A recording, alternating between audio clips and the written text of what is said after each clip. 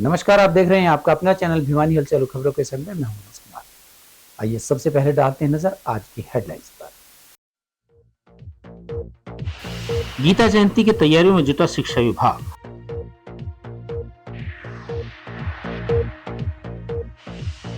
बढ़ते प्रदूषण के कारण 12वीं कक्षा तक के सभी स्कूलों में अवकाश। प्रदूषण को लेकर प्रशासन अलर्ट, मशीनों से किया जा रहा है पानी का छिड़काव।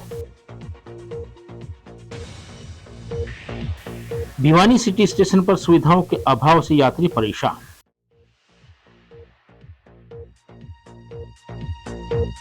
संयुक्त किसान मोर्चा ने किसानों की विभिन्न मांगों को लेकर उठाई आवाज। स्वच्छ शौचालय अभियान के तहत लोगों को किया जाएगा जागरूक। और अब खबरें विस्तार से। अंतर्राष्ट्रीय गीता महोत्सव में प्रदेश भर के स्कूलों के बच्चे हिस्सा लेंगे।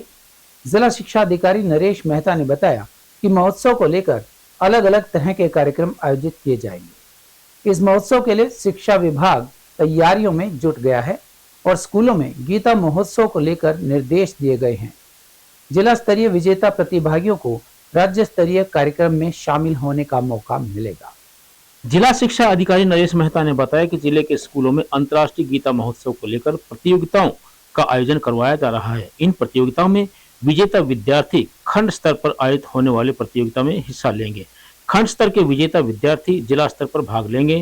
जिला स्तर पर विजेता बच्चे राज्य स्तर पर होने वाले गीता महोत्सव कार्यक्रम में हिस्सा लेंगे। विद्यालय स्तरीय प्रतियोगिताओं में विद्यार्थी गीता श्लोकोच्चारण, निबंध लेखन, भाषण सहित अन्य विधाओं में प्रतिभा दिखाएंगे। गीता जयंती का जो हमारा शेड्यूल है वो हर वर्ष वैसे जारी होता है सभी विद्यालयों के लिए, वो चाहे वो सरकारी हो या प्राइवेट हो। तो इस वर्ष का शेड्यूल हमारा जारी हो चुका है। तो 18 से 23 नवंबर तक हमारा विद्यालय स्तर पर रहेगा और 25 से 27 हमारा खंड स्तर पर रहेगा और 28 से 30 जो है हमारा जिला स्तर पर रहेगा। और उसके बाद 9 से 11, क्योंकि 11 की जो है गीता जयंती है राज्य स्तरीय, तो कुरुक्षेत्र में राज्य स्तरीय में बच्चे हमारे भाग लेंगे। और इसमें बच्चों की प्राइज मनी है अलग अलग स्तर पर। जैसे राज्य अगर विद्यालय स्तर पर अगर बच्चा फर्स्ट है तो उसको 1100 रुपये हैं, जिला स्तर पर 2100 रुपये हैं, और खंड स्तर पर 2100 रुपये हैं और जिला स्तर पर 5100 रुपये हैं। तो ये अलग अलग विधाएं हैं जिसमें भाषण प्रतियोगिता है और आपकी जो है श्लोकोच्चारण है, प्रश्नोत्तरी है, पेंटिंग है, निबंध है। तो ये 5 विधाएं हैं। इन 5 विधाओं में बच्चे जो है अपनी जो टैलेंट है उसका जो है वो प्रदर्शन करेंगे। उपायुक्त महावीर कौशिक ने मौलिक शिक्षा विभाग के महानिदेशक की ओर से जारी निर्देशों की पालना में जिला भिवानी में वायु प्रदूषण की अधिकता को देखते हुए 12वीं कक्षा तक के सभी सरकारी, अर्ध सरकारी और निजी विद्यालयों में अवकाश घोषित करने के आदेश जारी किए हैं। बच्चों के स्वास्थ्य एवं सुरक्षा के हित में यह निर्णय लिया गया है। जिला शिक्षा अधिकारी नरेश मेहता ने कहा कि भिवानी में सभी क्षेत्रों, शहरी या ग्रामीण में 23 नवंबर तक 12वीं तक की सभी कक्षाएं बंद रहेंगी। सभी सरकारी एवं निजी स्कूलों में भौतिक कक्षाओं के स्थान पर ऑनलाइन कक्षाएं संचालित की जाएंगी। जिला शिक्षा अधिकारी नरेश मेहता ने बताया कि भिवानी का AQI गंभीर स्थिति में पहुंच चुका है। बच्चों के स्वास्थ्य को ध्यान में रखते हुए प्रशासन के द्वारा जिले के 10+2 तक के सभी निजी व सरकारी स्कूलों को बंद करने के आदेश देकर अवकाश घोषित किया गया है। वहीं उन्होंने कहा कि स्कूल बंद होने के बाद अध्यापकों के द्वारा बच्चों को ऑनलाइन पढ़ाई करवाई जाएगी। सभी अध्यापक अपने पूर्व निर्धारित समय अनुसार स्कूल में आकर बच्चों को ऑनलाइन पढ़ाई करवाएंगे। देखिए, वायु प्रदूषण के चलते 19 से 23 नवंबर तक माननीय जिला उपायुक्त महोदय के आदेशों के अनुसार हमारे प्राइमरी विद्यालयों में अवकाश रखा गया है और इस दौरान अध्यापक विद्यालय में रहेगा और ऑनलाइन मोड से जो है बच्चों को शिक्षा देता रहेगा। इसका मतलब ये नहीं है कि कोई पूरी तरह से छुट्टियां कर दिए हैं या अध्यापक कक्षा में नहीं जाएगा। तो जो हमारे पास ऑनलाइन तरीके हैं ऑलमोस्ट हर स्कूल में है और वैसे भी जो है हर टीचर अपने मोबाइल के माध्यम से अपने बच्चों का ग्रुप बना के रखता है। पीछे भी छुट्टियों में ऐसा होता रहा है, कोई नया वो आदेश नहीं है। तो ठीक उसी प्रकार से उसको दोबारा से कंटिन्यू करना है और ये 4 दिन जो है बच्चे ऑनलाइन क्लास लेंगे। बढ़ते प्रदूषण को लेकर जिला प्रशासन भिवानी पूरी तरह से अलर्ट मोड पर है। जिले में 2 रोज पहले जहां एयर क्वालिटी इंडेक्स 500 तक पहुंच गया था, वहीं मंगलवार दोपहर को 230 आंका गया। जिला प्रशासन द्वारा रोड स्वीपिंग व आधुनिक मशीनों से जल का छिड़काव करवाया गया, जिसके बाद प्रदूषण में काफी सुधार आया। एडीसी हर्षित कुमार ने बताया कि जिले में ग्रेड 4 चरण लागू था, जिसके चलते सड़क, हवा, पेड़ों पर जल का छिड़काव करवाया गया, जिससे काफी सुधार आया है। इसके साथ ही उन्होंने जिले में प्रदूषण को रोकने के लिए सभी अधिकारियों को सख्त कदम उठाने के दिशा निर्देश दिए हैं। ग्रेप नियमों की अनदेखी करने पर तुरंत प्रभाव से कार्रवाई होगी। एडीसी हर्षित कुमार ने बताया कि जिला में ग्रेप 4 चरण लागू है, जिसके चलते सड़क, हवा, पेड़ों पर जल का छिड़काव करवाया गया है, जिसके काफी सुधार आया है। वहीं उन्होंने बताया कि जिले में प्रदूषण को रोकने के दृष्टिगत सभी अधिकारियों को सख्त कदम उठाने के निर्देश दिए हैं। अतिरिक्त उपायुक्त ने लोगों से आह्वान किया है कि वे क्षेत्र में वायु गुणवत्ता को बनाए रखने और सुधारने के उद्देश्य से ग्रेप उपायों के प्रभावी कार्यान्वयन में सहायता करें। छोटी दूरी के लिए पैदल चलें या साइकिल का उपयोग करें। स्वच्छ आवागमन का विकल्प चुनें। इस दौरान अगर सांस लेने में परेशानी आती है तो वे तत्काल चिकित्सक से परामर्श लें। हवा में कुछ ऐसे तत्व भी मौजूद रहते हैं जो गंभीर बीमारियों की वजह बन सकते हैं। आप सबको पता होगा कि पिछले कुछ दिनों में भिवानी शहर में जो प्रदूषण है वो बहुत ज़्यादा हो गया था। इवन कि हमारा एक दिन पर 500 भी रीच हो गया था। उसके बाद ग्रैप 4 लगा, उसमें हमने बहुत स्ट्रिक्टली एक्शंस लिए, जिसमें हमने इंटेंसिव रोड स्वीपिंग करवाई। मैकेनिकल हमारे पास मशीन्स हैं जो रोड डस्ट को उठाती है। उसके बाद स्मॉग मशीन्स द्वारा पेड़ों पर और रोड पर उसका छिड़काव कराया जा रहा है, जिससे कि जो पानी की ड्रॉपलेट्स होती हैं वो जो PM 2.5 है, PM 10 है, उसको नीचे कर देती है। फिर कंस्ट्रक्शन पर हमने फुली अभी बैन को एनफोर्स भी किया है, जिसमें कोई भी प्राइवेट कंस्ट्रक्शन हो, गवर्नमेंट कंस्ट्रक्शन हो, कोई रोड नहीं, कोई ओपन ट्रेंचेस नहीं, सब कुछ को बैन किया है। और जहां भी वो पाए गए हैं उनको हमने बहुत हैवी जुर्माना भी लगाया है। इसके बाद मैं आपको बताना चाहूँगा कि एक इशू और आता है कि जो म्युनिसिपल सॉलिड वेस्ट बर्निंग है, जिसमें कई बार हमारे ही एम्प्लॉय भी होते हैं जो कूड़ा इकट्ठा करके आग लगा देते हैं, उसको भी हमने बहुत स्ट्रिक्टली लिया है। उसमें हमने करीब 70 से ऊपर चालान करे हैं 5-5 हज़ार रुपये के। उसकी वजह से मैं आपको बताना चाहूँगा कि जो आज हमारा हरियाणा पोल्यूशन कंट्रोल बोर्ड का जो सेंसर है उसमें AQI में काफ़ी कमी भी आई है। आज वो 230 पर है, तो हम इसे चाहेंगे कि ये और कम हो जाए। विद टाइम हम बहुत स्ट्रिक्टली इसको ग्रैप 4 को एनफोर्स कर रहे हैं। बदले हालातों में भिवानी सिटी रेलवे स्टेशन से 20 ट्रेनों का आवागमन शुरू किया गया है, लेकिन यहाँ यात्रियों के लिए किसी भी प्रकार की कोई सुविधा नहीं है। यात्री परेशान हो रहे हैं। उनका कहना है कि भिवानी दिल्ली पैसेंजर ट्रेन से चलने वाले यात्रियों का यहाँ किसी प्रकार की सुविधा नहीं मिलती है। यहाँ पहुंचने वाली गाड़ियां 2 नंबर प्लेटफॉर्म पर आकर रुकती हैं, जबकि 1 नंबर प्लेटफॉर्म पर जाने के लिए कोई भी पुल या रास्ता नहीं है। दैनिक यात्रियों का कहना है कि जब से सिटी स्टेशन ट्रेन शुरू की गई है, 1-2 महिलाओं को चोट आई है। नरेश कथुरिया ने बताया कि यहाँ पर मोटरसाइकिल खड़े करने के लिए कोई भी पार्किंग नहीं है। 2 नंबर स्टेशन पर जाने के लिए कोई रास्ता नहीं है। इसके बारे में रेलवे को पहले से ही मालूम था, तो इसके लिए पुख्ता इंतजाम किए जाने चाहिए थे।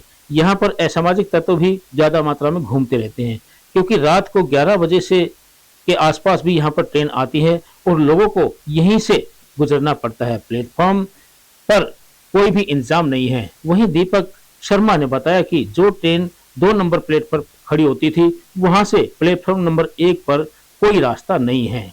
1 नंबर से सिर्फ मालगाड़ी गुजर रही है, सवारी गाड़ी इक्का दुक्का खड़ी होती हैं। जो ट्रेन यहाँ से रोहतक या दिल्ली जाने वाली है, उनको 1 नंबर प्लेटफॉर्म पर खड़ा किया जाए।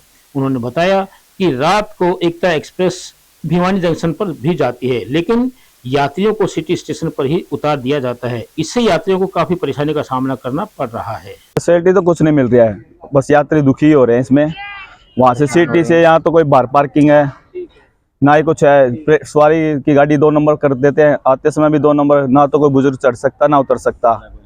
ना कोई लेडीज, इससे सभी जने दुखी हैं। बाज के ट्रेन पकड़नी पड़ जाए तो मालगाड़ी खड़ी पाती है बीच में, तो मालगाड़ी को क्रॉस करना पड़ता है। या तो इन्होंने एक क्रॉसिंग के लिए पुल भी तैयार नहीं है और गाड़ियां यहाँ पे शिफ्ट कर दी, या तो पहले पुल तैयार होता उसके बाद शिफ्टिंग करके वहाँ पे काम स्टार्ट करते। ये यात्री दुखी है ज़्यादातर। और यहाँ पे रात के समय पार्किंग सुविधा में ये थोड़ा स्टाफ तो खड़ा रहता है, लेकिन स्टाफ ये कहता है कि हमारी गारंटी नहीं है, आप गाड़ी खड़ी कर जाओ अपने रिस्क के ऊपर गाड़ी खड़ी जाओ। रात को प्रभात को जैसे गाड़ियां लेट आती हैं, जैसे रात को एकता के ऊपर आती है, रात को हरिद्वार वाली आती है, तो काफ़ी गाड़ियों की सवारी जो परेशान है।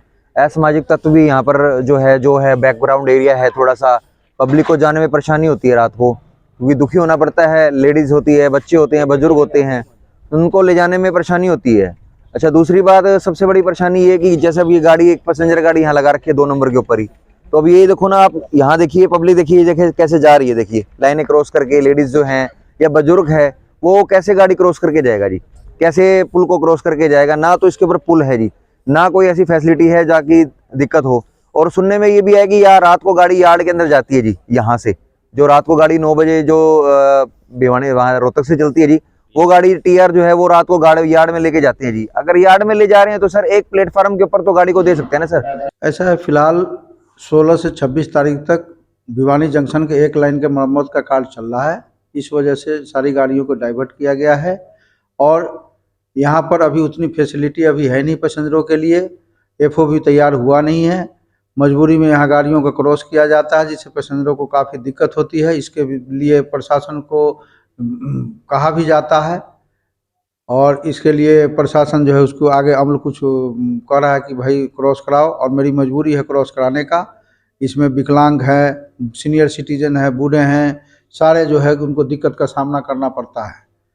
इसके लिए मैं बार बार प्रशासन को ऊपर बताते रहता हूँ कि गाड़ी को अगर चलाना ही है तो 1 नंबर प्लेटफॉर्म से चलाइए, पैसेंजर सब कभी भी हादसा का शिकार हो सकता है। अपनी मांगों को लेकर संयुक्त किसान मोर्चा के बैनर तले किसान लामबद्ध हुए और मांग की कि उन्हें एमएसपी की संवैधानिक गारंटी दी जाए, किसानों को कर्ज मुक्त किया जाए और बिजली बिलों को माफ किया जाए। साथ ही उन्होंने 26 नवंबर को धरना प्रदर्शन करने का ऐलान भी किया। इसी कड़ी में लघु सचिवालय के समक्ष संयुक्त किसान मोर्चा के बैनर तले धरना प्रदर्शन कर उपायुक्त को ज्ञापन पत्र सौंपा गया। किसान नेताओं ने कहा कि गांव नीमड़ीवाली में किसानों के साथ समझौते को लागू किया जाए, किसानों पर की गई एफआईआर रद्द की जाए और जो गाड़ी इंपाउंड की गई थी उसको छोड़ा जाए। उन्होंने कहा कि खेतों से निकल रही तेल की पाइपलाइनों का उचित मुआवजा दिया जाए। वहीं उन्होंने कहा कि विधानसभा और लोकसभा चुनाव हो चुके हैं, इसके बाद भी सरकार किसानों की मांगों को पूरा नहीं कर रही है।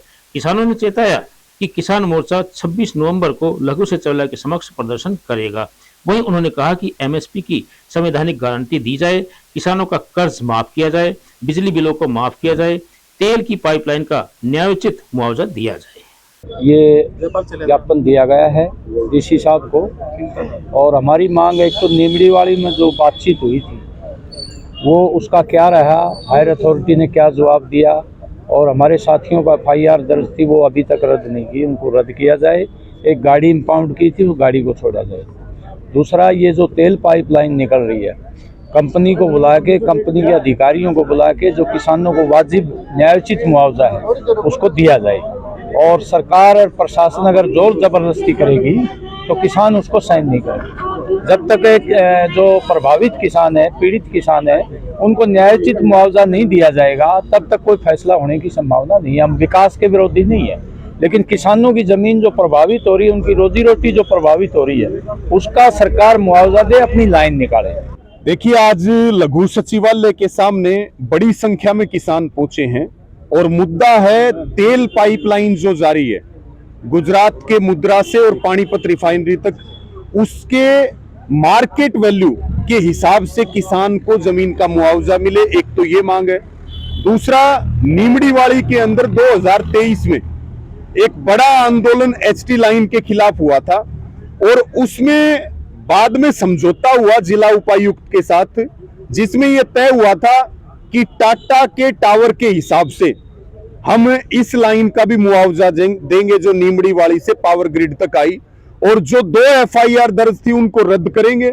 और एक गाड़ी जो भाई राकेश आर्य की गाड़ी को पुलिस ने खेत से उठाया था, इंपाउंड किया था, उसको छोड़ देंगे। तो हमारी मेन समस्या यही थी कि किसानों को न तो सुनवाई होती है और पुलिस फोर्स लगा के यहाँ काम शुरू करवाया जाता है। हमारी मुख्य मांग है कि किसानों को उसका उचित मुआवजा, जो उसकी जमीन की कीमत घट रही है, वो मुआवजा इनको दे दिया जाए और फिर उसके बाद कार्य शुरू कर दिया जाए। दूसरा मुद्दा, जो नीमड़ी वाली 80 लाइन का जो समझौता हुआ था 2 दिसंबर 2023 को, उसको लागू किया जाए। अभी तक उसके ऊपर कोई कार्रवाई नहीं हुई है। और दूसरा, अब जो भी मैं किसानों की आवाज उठाता हूं तो प्रशासन मेरे पर दबाव बनाता है कि आपके खिलाफ FIR है, आप हम चालान पेश करेंगे, आप कोर्ट में पेश हो जाओ। लघु सचिवालय स्थित DRDA हॉल में विश्व शौचालय दिवस मनाया गया। भारत सरकार द्वारा समय समय पर शौचालयों की वास्तविकता कमी को जमीनी स्तर पर सर्वेक्षण कर शौचालय विहीन परिवारों को लाभान्वित करने के निर्देश दिए गए हैं। ADC हर्षित कुमार ने बताया कि 10 दिसंबर तक एक अभियान चलाया जाएगा, जिसके तहत स्वच्छ शौचालय रखने के प्रति आम जन को प्रेरित किया जाएगा। उन्होंने कहा कि अभियान के तहत इंडियन टॉयलेट का कंपोनेंट भी वितरण किए जाएंगे, क्योंकि भारत सरकार का उद्देश्य है कि स्वच्छता ही सेवा है। इसका अनुसरण करते हुए स्वच्छता का संदेश भी दिया जाएगा। भारत में वर्ल्ड टॉयलेट डे की अहमियत इसलिए है क्योंकि देश के कई हिस्सों में आज भी खुले में शौच की समस्या है। प्रधानमंत्री मोदी के स्वच्छ भारत अभियान के तहत इस दिन का उद्देश्य ग्रामीण क्षेत्रों में शौचालयों का निर्माण और स्वच्छता को बढ़ावा देना है, ताकि खुले में शौच की प्रथा को समाप्त किया जा सके। ADC हर्षित कुमार ने बताया कि 10 दिसंबर तक अभियान चलाकर स्वच्छ शौचालय रखने के प्रति आमजन को प्रेरित किया जाएगा। उन्होंने कहा कि अभियान के तहत इंडियन टॉयलेट का कंपोनेंट भी वितरित किया जाएगा। वहीं इस उद्देश्य को लेकर वर्ल्ड टॉयलेट डे की शुरुआत 2001 में WTO ने की थी। इसका उद्देश्य वैश्विक स्तर पर शौचालयों की स्थिति और उनके महत्व के बारे में जागरूक फैलाना था। 2013 में संयुक्त राष्ट्र महासभा ने इसे आधिकारिक रूप से एक अंतर्राष्ट्रीय दिवस के रूप में मान्यता दी। यह दिन खास तौर पर उन स्थानों पर शौचालय की सुविधा को बढ़ावा देने के लिए मनाया जाता है जहां लोग खुले में शौच करने को मजबूर हैं। सभी को बताना चाहूँगा कि आज 19 नवंबर को हम वर्ल्ड टॉयलेट डे भी सेलिब्रेट करते हैं, जिसमें हम स्वच्छता की ओर बढ़ते हैं।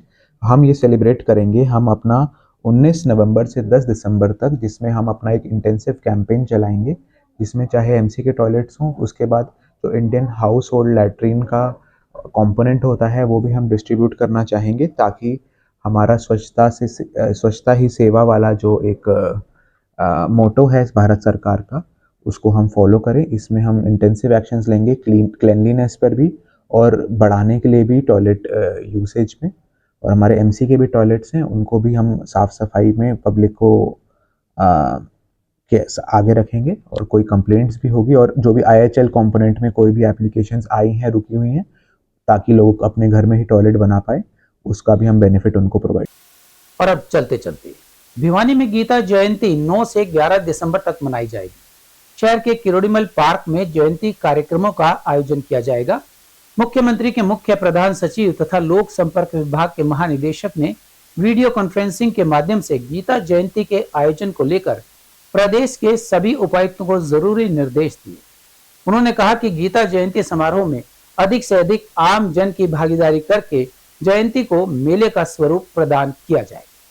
कुरुक्षेत्र में 28 नवंबर से 11 दिसंबर तक गीता जयंती महोत्सव आयोजित किया जा रहा है, जिसमें देश विदेश से गीता मनीषी व कलाकार शामिल होंगे।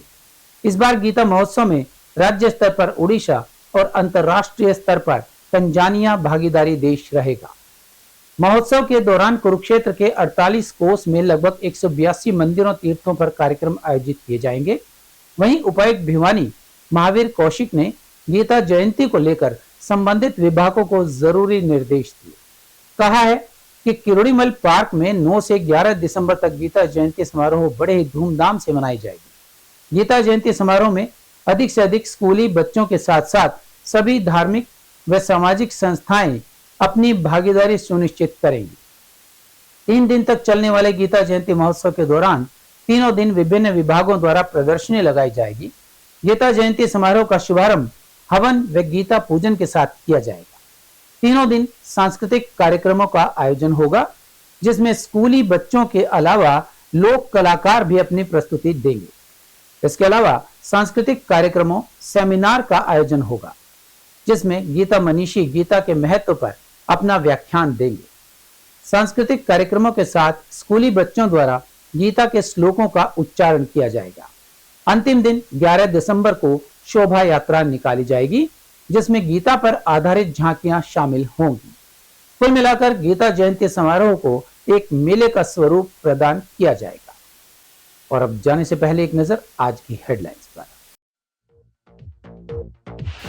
गीता जयंती की तैयारियों में जुटा शिक्षा विभाग।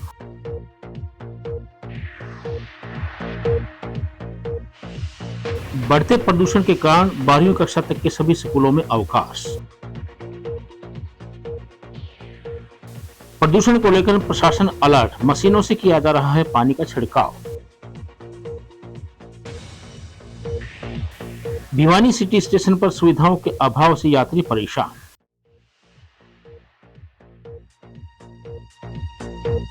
संयुक्त किसान मोर्चा ने किसानों की विभिन्न मांगों को लेकर उठाई आवाज।